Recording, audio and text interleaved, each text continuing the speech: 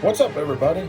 It's your boy Dennis Shipley with Dennis Shipley Fishing, and this is part two of a six-part series that I'm going to do, along with some other videos on the true cost of professional fishing on the NPFL. Obviously, we have talked about Eufaula, number one. Our second event was Wright Patman. So I'm going to talk a little bit about the cost, then I'm going to also share with you my experience with everything. So we decided that we was going to go pre-fish it. So we went down. Not a lot of information on the lake. Want to check it out. Well, we went down there. The lake was really, really low. Couldn't really dock the boat. And then they had bad winter storms come in, which is unusual for apparently that area. So I didn't get to fish, so they're wasted, 800 miles one way. Did get a hotel for 2 days, $500 with food at least. So that adds everything up. So we decided, let's just go to Eufaula. So we went and pre-fished Eufaula for 1 day because bad storms followed us there and a tornado actually hit. So we left there and we went and pre-fished Harris and did okay down there. Not bad, caught some decent fish, and so we went home. So when we broke down the cost, we were saying, hey, it's somewhere between $8,000 to $10,000. Now you add your pre-fishing in, there's another $500 to that. So, I mean, just little things like that add up. So that trip actually cost a little bit more than we wanted to, because we went to Eufaula and we went to Harris. A lot of driving. Puts a lot of wear and tear on your cars. So, come time to go to Wright Patman down in Texarkana. This time we got an Airbnb, and so we go down and we leave. We get down there Saturday night, get to the Airbnb. Really nice place, terrible beds. Oh my gosh. Them beds had to come out of prison or something. So anyways, here's where everything in my life honestly probably really changed. If I'm going to say that was the time, this was definitely the time, is when things in my life took a big change. And I was talking about having the positive mental attitude, and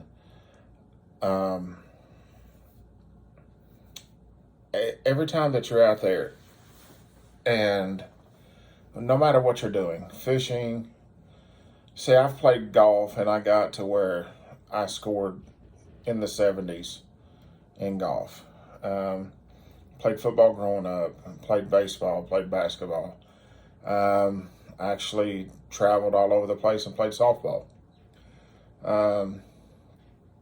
But the mental toughness in professionally fishing, when you're a professional fisherman, is unlike anything I've experienced. I was pretty good at all the sports, pretty confident, had a swagger about me. Even golf was hard, but I practiced and got good.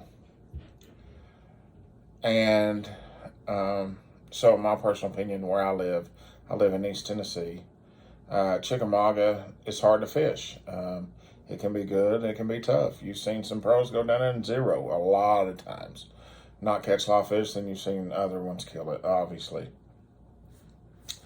So we go down and I pre-fish, and I check the whole lake out, and at this point in time I knew what was going on with my boat. As far as the gasoline that we talked about in the second video.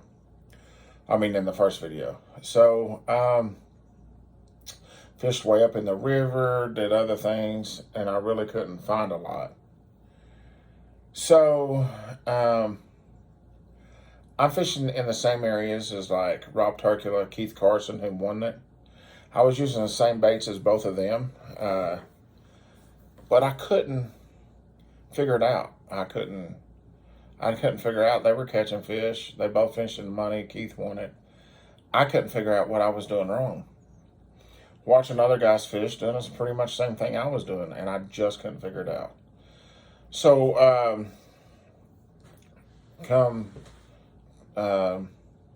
let's talk about the first time I went down there. The first day when we got down there early. In the back of this reservoir is a road with a bridge. A lot of people crappie fish and striped fish back there. Well, it was so flooded that it was over the bridge. The last day of the tournament, it had dropped so much that people could drop their power poles and they could go underneath the bridge and fish the other side. So, with that being said, one thing I did learn, let's talk about my boat for a minute. I have talons, Minn Kota talons, and they don't drop down like the power poles do. So I couldn't get underneath the bridge, another disadvantage, head spinning out of control. So I get down there and I do weigh some fish in. I had a terrible tournament. Couldn't figure out how to get a good bite for nothing. I just couldn't figure it out. A lot of snakes, a lot of spiders. I did everything that I knew how to do. I fished in the areas. I feel that I'm a good flipper. And I couldn't find fish. I couldn't figure it out for nothing. But the areas, here's what really, really confused me. The areas that I was fishing in, people was catching fish. I wasn't. So if I'm using a black and blue crawl, and Keith Carson's using a black and blue crawl, why is he catching fish in the same area and I'm not? Couldn't figure it out. Turkula's using a kraken crawl. I was too. Nothing. Bandito bugs. Nothing. I tried Cinco's. I tried everything. So I couldn't figure it out. And my head, once again, spinning out of control. Not figuring it out. Not understanding what's going on. Let's talk about some cost while I was down there. 800 miles one way, 1,600 miles round trip. Actually, it's close to 1,700 when it's all said and done. Your gas while you're down there, your food, you're looking at another $8,000 to $10,000. But here's some more cost. Obviously, my license around $55. I went through over 50 hooks and sinkers. Now, not unless you're just using cheapest hooks and cheapest sinkers, which you can't do if you want to compete. I have to replace them. I had to buy them, now I got to replace them. There's another cost. I actually lost a couple lures down there trying to use lures because my head's spinning out of control. My head is just, I'm complaining. I'm frustrated. Lord help. The people, I got people trying to lift me up. My cousins, my wife, my kids, my friends. I'm trying to lift me up and I'm just spinning out of control. And I'm not usually like that. I'm really calm and cool and collective. No matter what I've done in my life, I've always been pretty calm. I'm going to give you, for instance, back in the day when I played softball, me and a friend of mine was cutting a tree down, and it starts to fall towards the house. It wasn't a big tree. I kind of pushed it. When it did, the chainsaw back, and it almost sawed my leg in half. Well, I'm just calm and cool. Him and my dad and the other people standing around, they're freaking out. Oh, my God. I'm just like, calm down. We're fine. And actually, I went with meat hanging out of my knee. I went and hit softball, and then my daughter, she's like, you're going to hospital. You're going to hospital. I went to the hospital, 30-something stitches, I think it was. Nothing that bad. But in everything that I do, I'm just calm and cool. But this fishing is another thing, and I think one of the reasons why that this is another thing, why it's so different is because I have my money invested. And I'm competing against some strong fishermen. I don't care. Anybody can say what they want to say. Take our top 5 and put them in something else. They're going to compete. I'm not saying maybe they're going to win, because, you know, it's just not everybody's day. But I can promise you this, they're going to compete. The boys can fish. And there's more than just the 5 that can fish.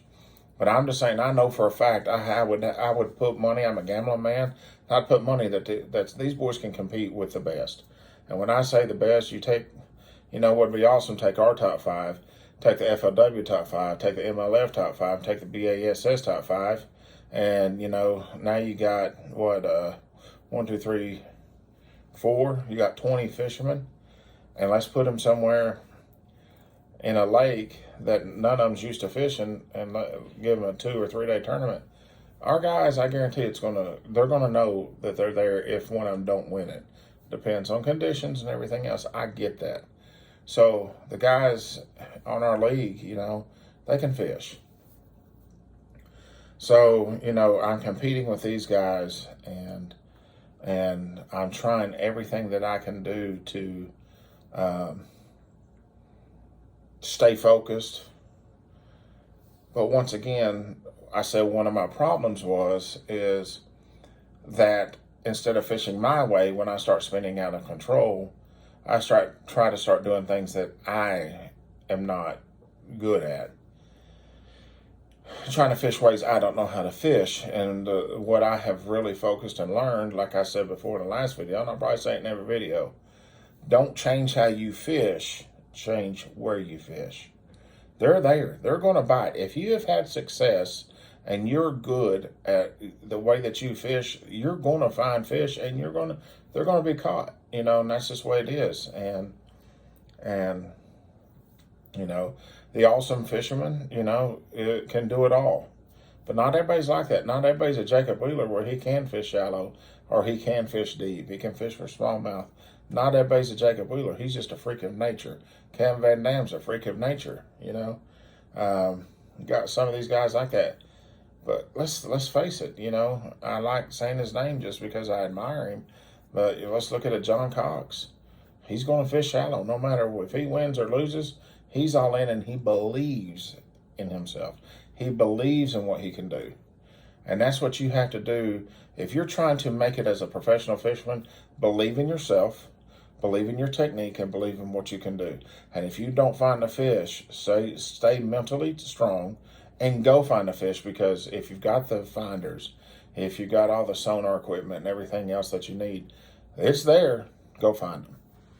Even if it's shallow, you know, not everybody can do what some of them guys do, and not have the fish finders and the transducers and the spot locks and everything else. Hey, some people are just freaks that way.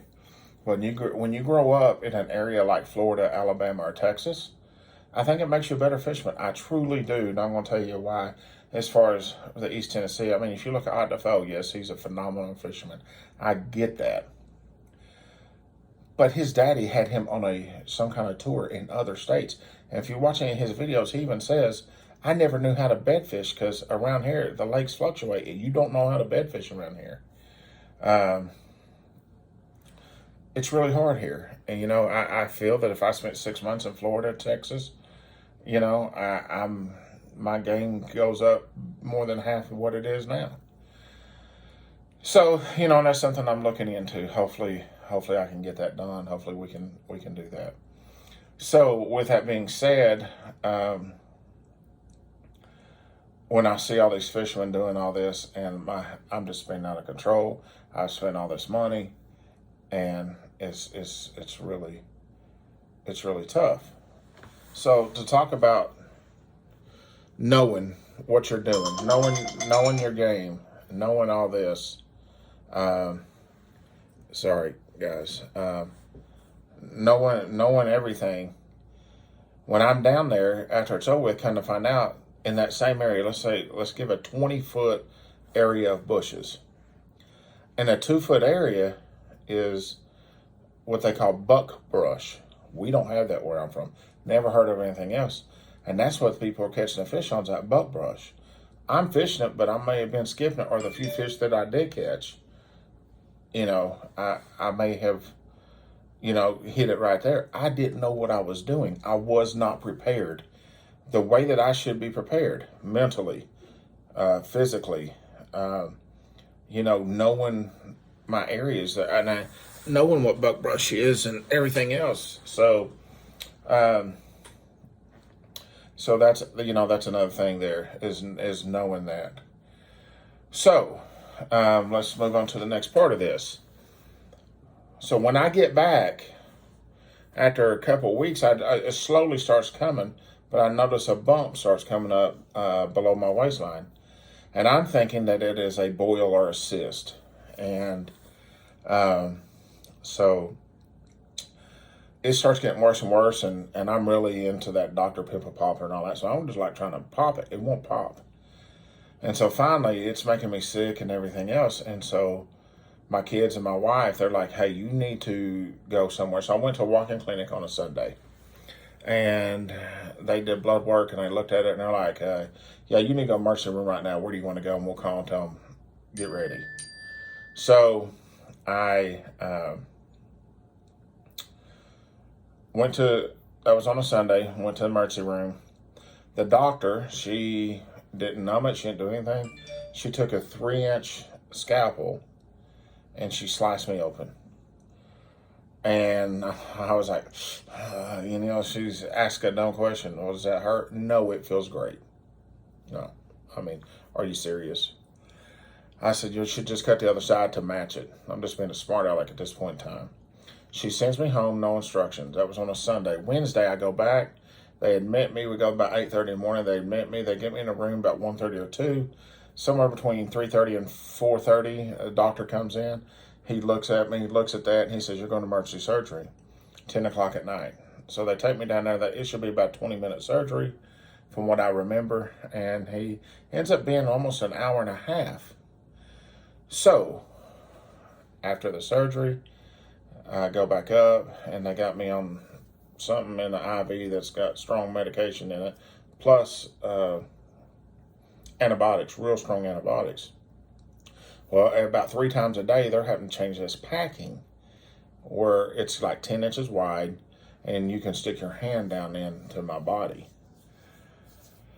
So I was in there for a few days, and before they send me home, the doctor comes up here and checks it out, and he says, son, you was about 2 hours from fighting for your life. I said, excuse me? What? And he said, you was almost sepsis. And he said, that was all the infections, why it took so long. We was cleaning you out. I'm like, what? And I said, well, I was here Sunday, so, hey, somebody not doing their job.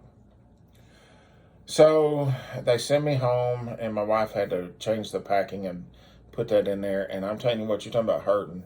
So they take these gauze, a big roll of them, and you squirt it down with antibiotics, and it's got bleach in it as well. And they put it in there, cleans out, and heals your system and everything else. And that really, really hurt. But I really couldn't take pain pills. I just don't like them. So it was pretty tough. So I went to the doctor, and he kind of put a scare in me. And he's like, well, here's the deal. We might have to cut you back open. Why would you cut me back open? And he says, well, because you're healing too fast. I'm like, so I had Florida coming up, and he said, I could go to Florida, and he said, but I don't know how good you do because the antibiotics that you're on are so strong. So I'm going to stop there and leave Florida for the next video, but we did end up going to Florida. So, let me tell you what I can take away on this video is, once again, not having this where it needs to be. Not being prepared like I should be. I didn't know what a buck brush was. Just learning these things in fishing and not being prepared. And when you're not catching fish, start changing up and doing things that you don't know how to do.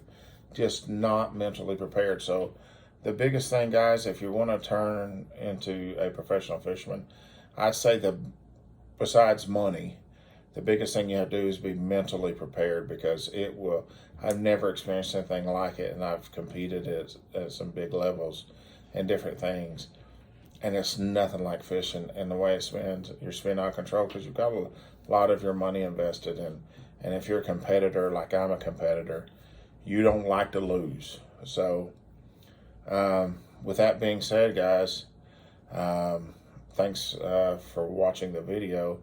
And we're going to, tomorrow I will upload, I'm going to make another video right here in a second. And we're going to talk about stop number 3. And that's a Harris chain.